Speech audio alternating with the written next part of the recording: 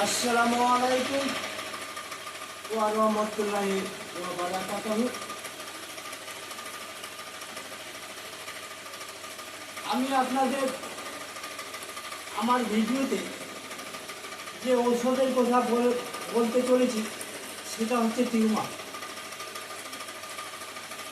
Tumour যদি কারো হয়ে থাকে তাহলে টিউমার কীভাবে ভালো হবে? চামড়ার উপরে টিউমার কীভাবে ভালো হবে? আমি যে পদ্ধতিটা বলে দিচ্ছি এটা সরল এবং সহজ পদ্ধতি। বাড়ির বাইরে গেলেই আপনারা ওষুধটা পেয়ে যাবেন। তবে শুনুন কি ওষুধটা ব্যবহার করলে টিউমার ভালো হয়ে যাবে বা সেরে যাবে।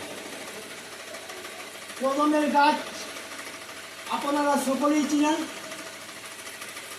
এই কদমের গাছের ছাল, কদমের গাছের চামড়া কিছুটা নিয়ে তাকে শিলপাটায় বেটে মোলায়েম করে যেখানে টিউমার হয়েছে সেই জায়গায় প্রলেপ দিয়ে পাতা বা কাপড় দিয়ে ঢেকে রাখবেন।